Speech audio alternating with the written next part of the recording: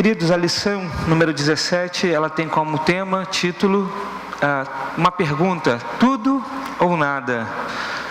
E por que essa pergunta é feita? A gente tem estudado a lição e tem percebido que a lição fala o tempo todo de entrega. Por isso o tema da revista é Tudo Entregarei. E a gente vai ver que ou a gente decide entregar tudo a Deus, ou nós decidimos entregar a nossa própria vida a Deus, ou nada. Porque para Deus não há meio termo, ou nós entregamos tudo, ou nós não entregamos nada. Essa lição vai falar um pouco sobre isso. Então eu quero convidar você a abrir a Bíblia em Mateus capítulo 16, verso 24 a 27. Vai ser o texto da exposição dessa manhã, Mateus 16, 24 a 27. Diz assim a palavra do Senhor: Então disse Jesus a seus discípulos: Se alguém quiser acompanhar-me, negue-se a si mesmo, tome a sua cruz e siga-me. Pois quem quiser salvar a sua vida, a perderá. Mas quem perder a sua vida por minha causa, a encontrará. Pois que adiantará o homem ganhar o mundo inteiro e perder a sua alma? O que um homem poderá dar em troca de sua alma? Pois o Filho do Homem virá na glória de seu Pai, com seus anjos. Então recompensará a cada um de acordo com o que tenha feito. Amém? Que Deus abençoe nosso coração à luz de sua palavra. Queridos, quando nós estamos diante de um texto como esse, nós precisamos entender que todo texto da Bíblia tem o seu contexto. Nós não podemos tirar um texto da Bíblia e aplicar diretamente aos nossos dias, porque nós corremos um grande risco, um risco de ensinar aquilo que a Bíblia não está ensinando. Por isso a gente precisa compreender o contexto do texto, para que a gente entenda o que Jesus está querendo nos ensinar. Por exemplo, se a gente olha para o Sermão do Monte, a Bíblia diz em Mateus capítulo 5, que Jesus sobe ao monte, a multidão estava seguindo Jesus, ele sobe ao monte, ele se assenta para ensinar e ali ele começa a ensinar. E aí a Bíblia nos revela, no Evangelho de Mateus, que Jesus ensina o capítulo 5, o capítulo 6, o capítulo 7, quando chega no final do capítulo 7, a multidão está maravilhada com o ensino de Jesus, porque ele ensinava como alguém que tinha autoridade, não como os fariseus. E o capítulo 8, verso 1 diz: E Jesus desce do monte, e a multidão o segue. Por que essas informações são importantes? Porque ela nos situa no texto. Essas informações querem nos passar que aquilo que Jesus estava ensinando no capítulo 5, capítulo 6 e capítulo 7 faz parte de um único sermão, de um único discurso. Então, quando nós pegamos um versículo daquele sermão, a gente precisa compreender qual é o contexto que ele está sendo dito, qual é o que Jesus queria ensinar para os seus primeiros ouvintes. Porque se nós não entendermos o que Jesus quer dizer para os seus primeiros ouvintes, dificilmente nós vamos compreender qual é a mensagem do texto. E aí eu vou dar um outro exemplo de um texto muito comum que a gente utiliza de uma forma que não está muito de acordo com o contexto. Por exemplo, Mateus capítulo 18, verso 19 e 20, o texto diz assim: Também lhes digo que se 2 de vocês concordarem na terra em qualquer assunto sobre o qual pedirem, isso lhes será feito por meu Pai que está nos céus. Pois onde se reunirem 2 ou 3 em meu nome, ali eu estou no meio de vocês.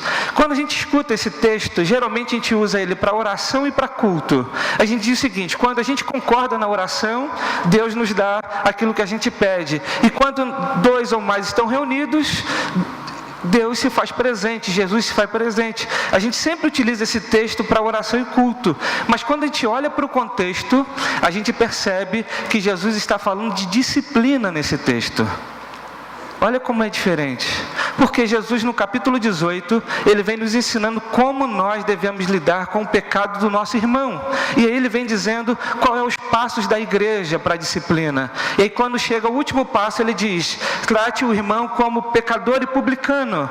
Aí ele vai dizer: então, se vocês concordarem, como diz o verso de número 19, e também digo, se 2 de vocês concordarem na terra em qualquer assunto sobre o qual pedirem, isso lhe será feito por meu Pai. Jesus está querendo dizer o seguinte: quando a igreja se reúne e toma uma decisão judicial, uma decisão disciplinar, o que vocês concordarem, então será feito aquilo que vocês estão pedindo, porque aonde está 2 ou mais reunidos, eu estou presente. Ou seja, Jesus está legitimando a autoridade da igreja de disciplinar e de julgar. É isso que o texto está querendo dizer aqui.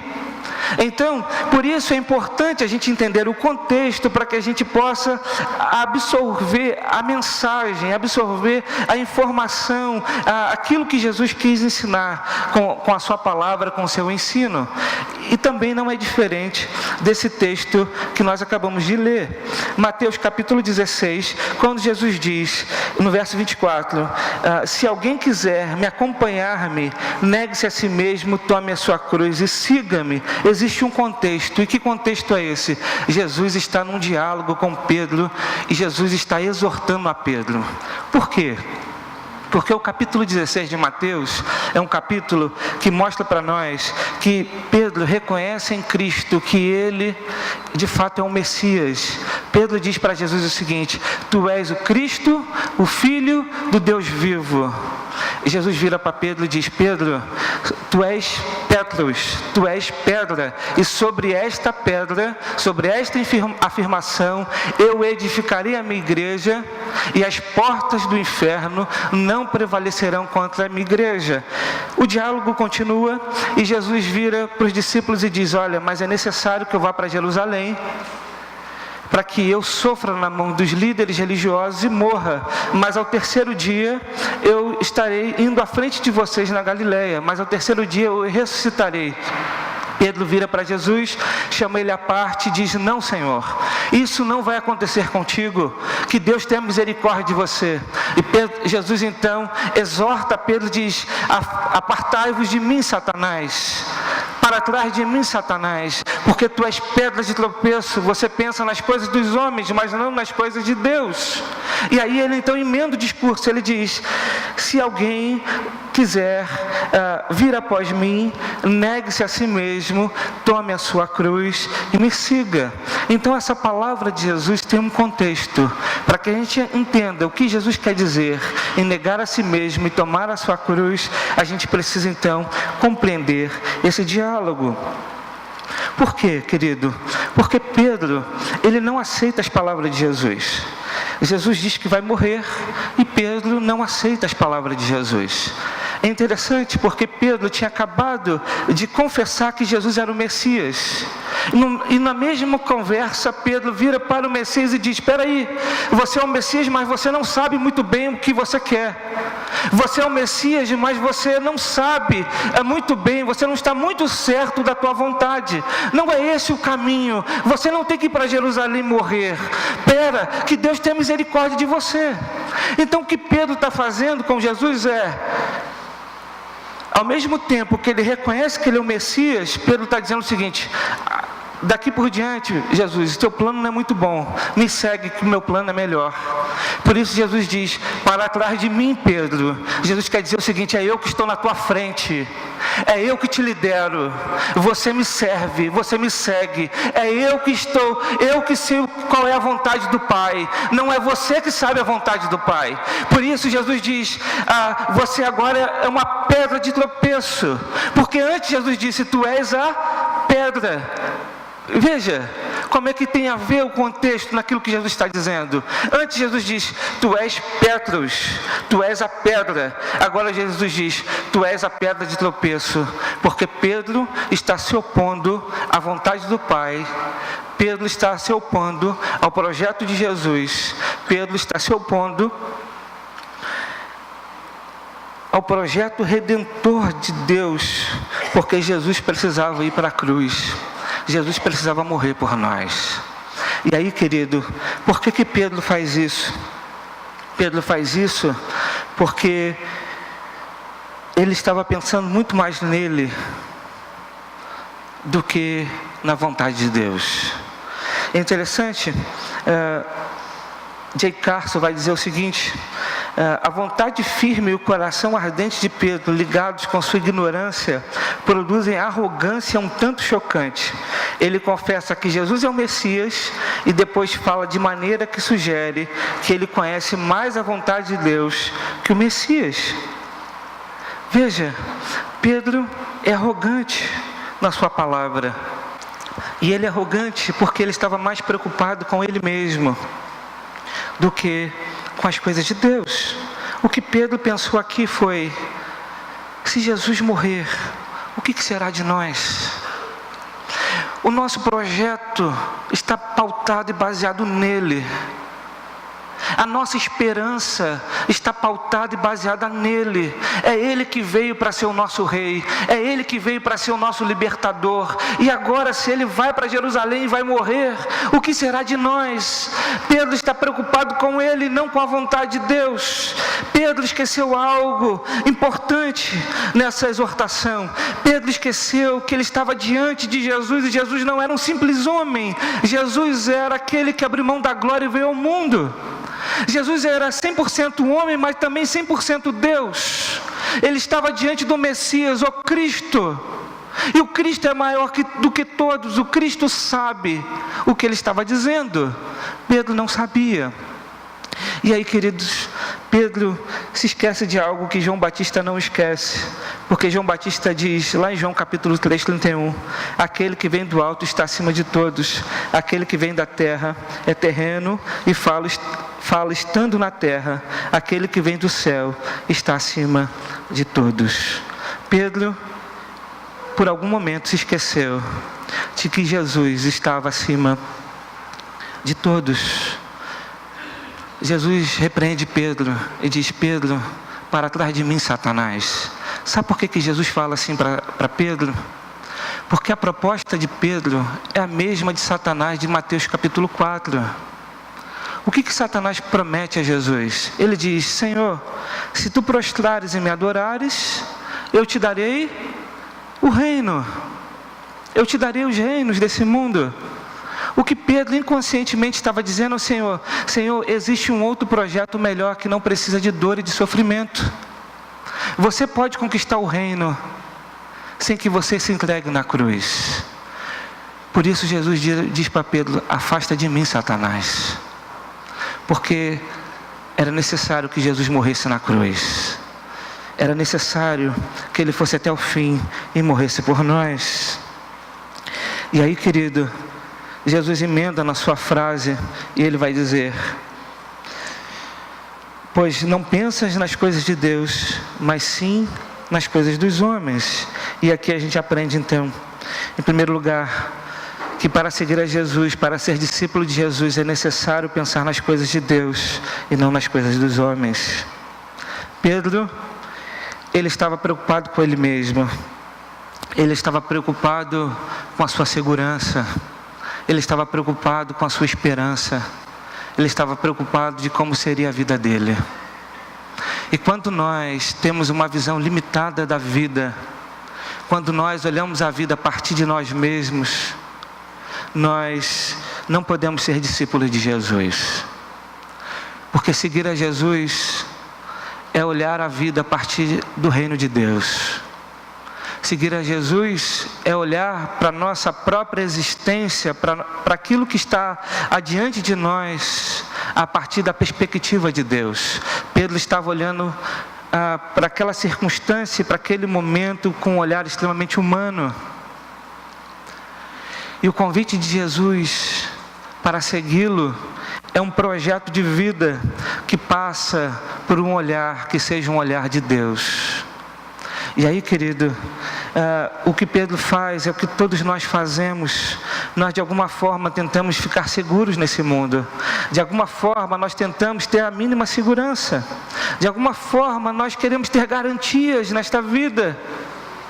De alguma forma nós queremos de fato ter uma garantia de que seguir a Jesus é o melhor a se fazer na vida.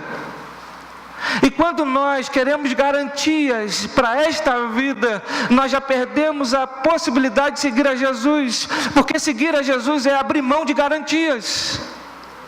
Seguir a Jesus é abrir mão de uma visão da vida a partir desta terra, porque aqui nós estamos de fato de passagem. Aqui de fato nós não temos garantia nenhuma, porque o nosso coração, ele bate pela vontade de outro. Isso não depende de nós, isso depende de Deus. Então nesta vida, neste mundo, por mais que a nossa tentativa seja de construir castelos, de buscar segurança, de buscar de alguma forma, de algum jeito, se manter firme e seguro, nós não conseguiremos por nós mesmos. Por isso, Pedro não estava entendendo o que estava acontecendo, porque a vontade de Deus era que Jesus morresse, mas Jesus tinha avisado que ele ia morrer, mas ia ressuscitar no terceiro dia. E quando nós olhamos para a vida a partir de uma perspectiva humana, nós não observamos os detalhes da voz de Deus, nós não observamos os detalhes daquilo que Deus está revelando a nós, porque Pedro só ficou com a parte de que Jesus ia morrer, mas Jesus nessa mesma frase, nesse mesmo versículo, ele diz: eu vou morrer, mas o terceiro dia eu ressuscitarei. O que Jesus estava dizendo é: Pedro, eu não vou ficar na morte.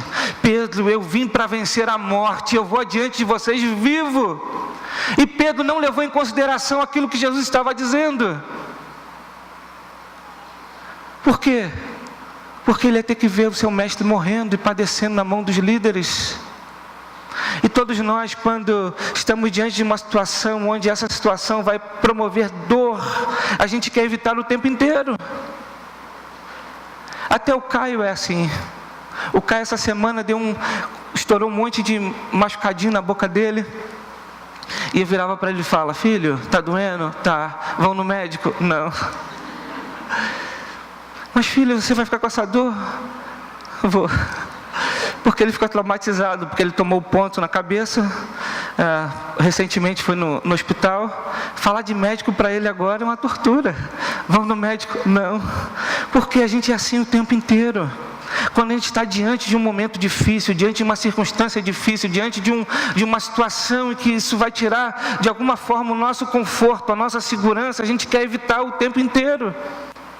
Só que a gente precisa compreender que na vida faz parte desses momentos. Vai haver momentos que a gente precisa encarar o problema de frente. Haverá momentos que a vontade de Deus é que a gente passe pelos vales. Há momentos de dor e de dificuldade, de tristeza, que é a vontade de Deus. E a gente precisa encarar, a gente precisa passar. E Pedro, ele olhou para essa situação e disse: não, eu não posso permitir que isso aconteça. E aí, querido, Jesus emenda e diz: se alguém quiser vir após mim, negue-se a si mesmo, tome a sua cruz, me siga. E aí, querido, a gente aprende que para ser discípulo é necessário negar a si mesmo. E negar a si mesmo é a renúncia do próprio eu. O convite de Jesus nos faz para segui-lo é o convite de morte de nós mesmos. É necessária a morte do eu para que haja um novo nascimento. O que Jesus está dizendo é: se você quiser me seguir, saiba que não é do teu jeito, não é da tua perspectiva, não é da maneira com que você encara o mundo, não é da tua vontade, não é do teu jeito. Eu não vou fazer adaptações. Você precisa abrir mão disso tudo para você me seguir. O convite para seguir a Jesus é tudo ou nada, é negar a si mesmo, é morrer para si mesmo. Esse é o convite de Jesus. E para seguir a Jesus é necessário que a gente tome esta decisão de negar a si mesmo.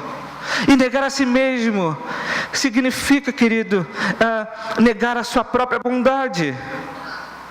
Significa aceitar sem reservas o veredito de Deus, que as nossas justiças, a nossa bondade, por mais que aos nossos olhos seja algo grande, diante de Deus é como trapo de imundícia.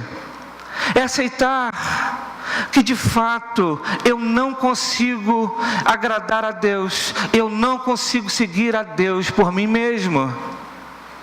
É aceitar o fato de que a justiça que agora precisa reinar na minha vida e na sua vida é uma justiça que não vem da lei, mas é uma justiça que vem do próprio Senhor Jesus. Esse foi o erro dos judeus. Isso está lá em Romanos capítulo 10, esse foi o erro dos judeus, porque o texto diz: porquanto não conhecendo a justiça de Deus e procurando estabelecer a sua própria justiça, não se sujeitaram à justiça de Deus.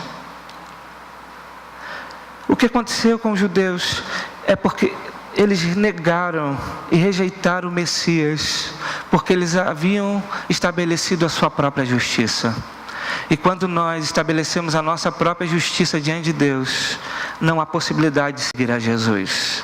Nós precisamos abrir mão e negar a si mesmo, e abrir mão da nossa própria justiça e da nossa própria bondade. Um homem precisa, para negar a si mesmo, abrir mão da sua própria sabedoria. Porque a Bíblia diz que nós precisamos ser como crianças para seguir a Jesus, porque o reino dos céus é das crianças. A Bíblia diz que, lá em 2 Coríntios capítulo 10, verso 5, que Deus destruiu os conselhos e toda altivez que se levanta contra o conhecimento de Deus, e levando cativo todo o entendimento à obediência de Cristo. O que a Bíblia diz e nos ensina, se a gente pegar lá 1 Coríntios capítulo 1, a partir do verso 18, é que a mensagem da cruz é escândalo para os que estão perecendo. Nós não alcançamos a salvação e não seguimos a Jesus pela nossa própria sabedoria, mas nós precisamos abrir mão dessa sabedoria para seguir a Jesus. Nós precisamos abrir mão da nossa força, nós precisamos abrir mão completamente da nossa vontade. Nós precisamos morrer para nós mesmos. Para seguir a Jesus, querido, você precisa negar a si mesmo. Então não adianta entregar as coisas se você não se entrega a Jesus. Não adianta você entregar parte daquilo que você tem ou parte daquilo que você é. Para seguir a Jesus, você precisa morrer para si mesmo. E aí, o texto vai dizer que você precisa negar a si mesmo, tomar a sua cruz e segui-lo. E é interessante que tomar a cruz, muitos acham que viver uma vida com a cruz é ter um problema com a sogra, é um marido que não vale nada, é uma enfermidade, é uma doença. A gente acha que carregar a cruz é essas coisas, e não é. Quando o texto diz negar a si mesmo e tomar a sua cruz, o texto está dentro de um contexto. E qual o contexto? Todo judeu da época de Jesus sabia que alguém condenado à morte, e morte de cruz, precisava carregar a sua cruz até o local onde ele seria crucificado. Por isso Jesus carrega parte da cruz até o lugar onde ele seria crucificado, porque todo o criminoso que era condenado à morte de cruz, ele precisava carregar a cruz. O que Jesus quer nos ensinar é: se desejo segui-lo, eu preciso tomar uma decisão de negar a si mesmo, mas essa decisão é uma decisão contínua na minha vida. Eu morro a cada dia para Jesus. Carregar a cruz é dizer: eu não quero mais viver para mim mesmo, eu vou morrer a cada dia para Jesus. Eu vou carregar essa cruz até o momento de trocar esta cruz por uma coroa, até o momento onde eu me encontrar com Jesus para viver definitivamente com Ele.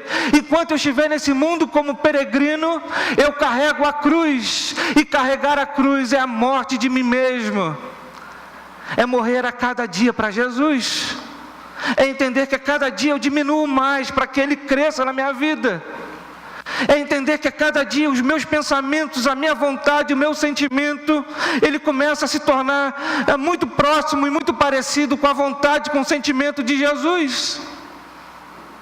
E aí, quando eu entendo isso, eu vou compreender que seguir a Jesus é um projeto para uma vida inteira.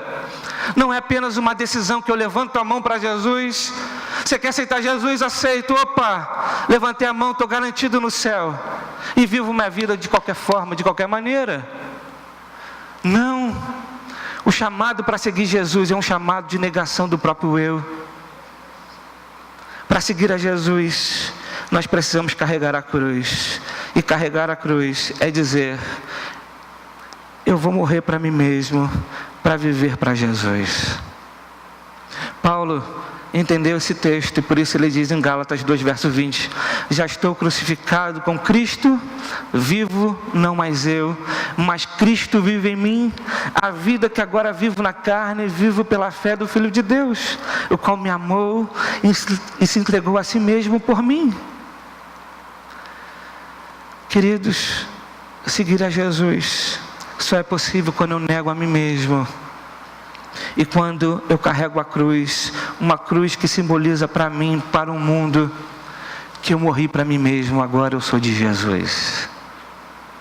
Então, quando Jesus te convidou para segui-lo, Ele não te convidou para te dar só uma bênção.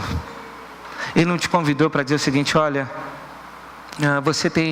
vou te dar um presente, uma vida eterna, em que você vai desfrutar depois que morrer. Então, enquanto você estiver vivo por aqui, você vai vivendo do teu jeito, vai fazendo seus sonhos, vai tendo teus projetos, vai construindo a tua vida do teu jeito. Não precisa nem sequer entender a minha vontade, não precisa nem sequer ler a Bíblia, não precisa nem querer me conhecer. Você continua vivendo do teu jeito, vai vivendo, que quando você morrer, você tem a eternidade. Não é esse o convite de Jesus. O convite de Jesus é uma compreensão profunda daquilo que Ele fez por nós, para que nós imitemos aquilo que Ele fez. Ele entregou sua vida para morrer por nós. Agora nós viveremos uma vida de entrega o tempo inteiro para Jesus. Nós estamos sendo conduzidos ao matadouro, e o matadouro do nosso próprio eu. Aquele que quer seguir a Jesus, negue-se a si mesmo, tome a sua cruz e me siga. E aí começa a fazer sentido o verso adiante, porque o texto diz: pois quem quiser salvar a sua vida, a perderá, mas quem perder a sua vida por minha causa, a encontrará. Olha que interessante. Se eu então, seguir a Jesus é um processo de mortificação de mim mesmo, olha que interessante. Então, quando eu sigo esse caminho de morte de mim mesmo, depois eu vou encontrar essa vida em Jesus. Mas aquele que não quer perder a si mesmo, na verdade ele vai perder a vida. Pois quem quiser salvar a sua vida, a perderá. Mas quem perder a sua vida por minha causa, a encontrará. E aí ele faz uma pergunta: por que adiantará o homem ganhar o mundo inteiro e perder a sua alma? Ou o que um homem poderá dar em troca de sua alma? O que Jesus está perguntando para nós é: o que adianta a gente não querer viver para Ele, e querer viver para nós, e querer viver para mim mesmo? E eu vou vivendo, e depois? E depois? O que eu vou dar em troca da minha alma? O que eu daria em troca da minha alma? Os sonhos que eu vivi, os projetos que eu desfrutei, os títulos que conquistei, os negócios que fiz, a família que constituí. O que eu darei em troca da minha alma? O meu vigor não terei mais. Meus diplomas. O que darei em troca da minha alma? Por isso o chamado de Jesus é de uma vida para Ele, é de uma vida inteira para Jesus. Aquele que quiser vir após mim, negue-se a si mesmo, tome a sua cruz e me siga. Só que Jesus faz uma promessa, e Ele diz no verso 27: pois o Filho do Homem virá na glória de seu Pai com os seus anjos, e então recompensará a cada um de acordo com o que tenha feito. O que Jesus está dizendo é: me siga que vale a pena. Me siga, confia em mim. O que Jesus estava dizendo para Pedro é: Pedro, tu não sabes de nada. Pedro, me siga. É eu que vou diante de você. Eu sei o que é preciso e o que é necessário. Eu vou para Jerusalém e vou sofrer, e vou morrer, mas eu vou fazer isso por amor de cada um de vocês. Mas não ficarei na morte, eu ressuscitarei ao terceiro dia. Por isso, Pedro, o meu projeto é o projeto. O meu projeto de redenção não tem outro, não tem nenhum melhor. É esse que é o projeto que o Pai estabeleceu. E eu vim para obedecer o projeto que o Pai estabeleceu. Por isso Jesus foi obediente até a morte, morte de cruz. Até a cruz. Houve uma tentativa tremenda de Satanás de remover Jesus da cruz. A gente escuta às vezes por aí as pessoas dizerem assim: não, Satanás ficou feliz que Jesus morreu na cruz. Ficou feliz coisa nenhuma, porque até o fim ele tentou tirar Jesus da cruz. Até o fim ele tentou interromper o projeto de Deus de salvação. Por isso, quando Jesus está na cruz, aquelas pessoas que estavam debochando diante dele disse: desça da cruz, tu salvou tantas pessoas, salva-te a ti mesmo. É a última tentativa desesperada de Satanás de fazer com que Jesus não cumprisse o propósito de Deus. Mas Jesus foi até o fim. Ele carregou a cruz e morreu na cruz por amor de cada um de nós, para que agora nós pudéssemos viver para Ele, para a sua glória. Por isso, seguir a Jesus é abrir mão de si mesmo, é entregar tudo para Jesus, é dizer: agora não vivo mais eu, mas Cristo vive em mim. Esse é o projeto de Jesus para nós. E aí, querido, a gente precisa tomar essa decisão, porque nós não podemos ser como Demas, porque a Bíblia diz que ele amou mais este mundo e abandonou, e foi para Tessalônica, 2 Timóteo capítulo 4, verso 10. Nós não podemos ser como o jovem rico, que diante de Jesus, diante da proposta de Jesus, ele ficou abatido, afastou-se triste, porque tinha muitas riquezas. Nós não podemos ser como Balaão, que como diz 2 Pedro 2,15, eles abandonaram o caminho reto e se desviaram segundo o caminho de Balaão, filho de Beor, que amou o salário da injustiça. Nós precisamos, querido, não ser como esses homens, mas nós precisamos ir até o fim seguindo a Jesus. Esse é o grande paradoxo da perseverança dos santos. Da mesma forma que Deus nos sustenta no caminho, nós perseveramos no caminho. Deus nos conserva de pé, mas nós lutamos para ficar de pé. Deus nos garante que em Cristo nós teremos vida eterna, mas aquele que tem a compreensão da graça de Deus buscará viver para Cristo, negando a si mesmo. A salvação não é uma graça barata, ela custou o sangue de Jesus, a morte de Jesus. A nossa atitude, querido, precisa ser dos discípulos, em João capítulo 6, versos 66 e 69, que diz que Pedro responde assim a Jesus: Senhor, para quem iremos?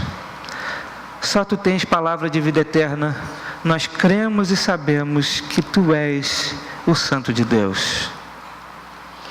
Essa passagem de João capítulo 6 é muito interessante, porque Jesus tinha acabado de fazer a multiplicação dos pães, e a multidão começa a seguir a Jesus, e a multidão vai atrás de Jesus, porque uma multidão era uma multidão necessitada, é uma multidão que sofria, era uma multidão que estava subjugada a um governo corrupto, uma multidão que estava sofrendo questões materiais, uma multidão que não tinha o pão, a multidão que sofria com enfermidade.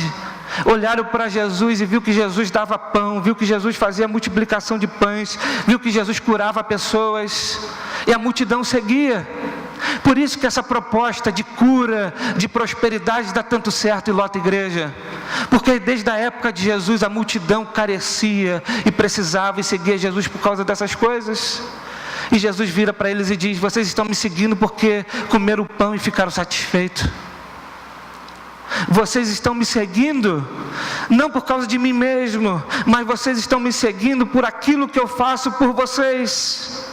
E o discurso de Jesus foi tão duro, que os discípulos começaram a pensar: dura esta palavra, e muitos começaram a abandonar a Jesus, e muitos começaram a deixar Jesus, porque quando descobriram que seguir a Jesus era comer da sua carne, beber o seu sangue, ou seja, viver para Ele, as pessoas começaram a abandonar a Jesus.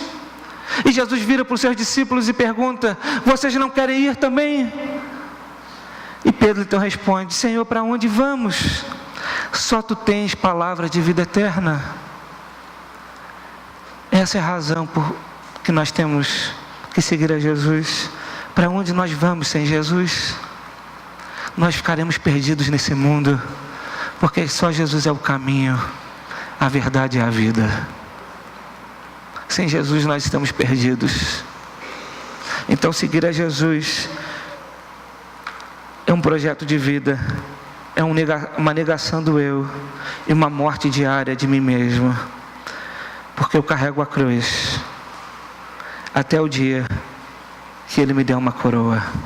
Eu quero encerrar com uma história que a W. Pink conta a respeito de um universitário, um jovem universitário graduado com uma perspectiva de vida brilhante. Um dia se converte, recebe o chamado de Cristo, entende que seu chamado é ir para a Índia pregar o Evangelho. E aí então, ele escuta dos seus amigos, dos seus companheiros de faculdade: que tragédia, estudou tanto, se dedicou tanto, uma vida lançada fora. E aí ele responde: sim, uma vida perdida. Até onde diz respeito ao mundo, uma vida perdida, mas eu acharei de volta no porvir. Aquele que decidir perder sua vida para Cristo, ganhará ela de volta no porvir. Que Deus nos abençoe. Paz e graça a todos em nome de Jesus.